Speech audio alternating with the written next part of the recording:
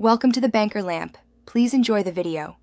You begin by confirming the exact iOS version and that you have enough free space. This avoids interruptions. Once done, locate the mobile config file, use Mail, Files, iCloud, or AirDrop to place it on the device. Tap the file to open. You'll immediately see an install flow. When the Profiles section appears in Settings, go there.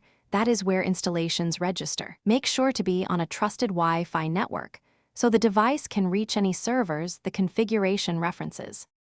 You now focus on the middle steps. Open Settings and the profile entry. Read each permission and certificate line by line so you know what's changing. Tap Install, authenticate with your device passcode, and accept certificates when prompted. If the profile adds VPN or Wi-Fi, you may need to enter account passwords or approve system prompts. Do that now. Once installed, go into the new configuration sections to verify values, server addresses, proxy settings, and identity selections so they match intended settings.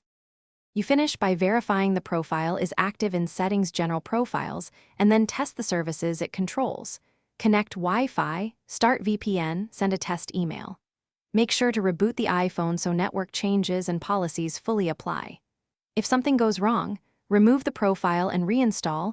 Confirm the certificate chain is trusted, and check the device date/time for mismatches. One key troubleshooting tip: if installs fail, toggle Wi-Fi off and on, or try using cellular to bypass captive portals and retry. Thanks for watching. If this was helpful, leave a like and consider subscribing. See you next time.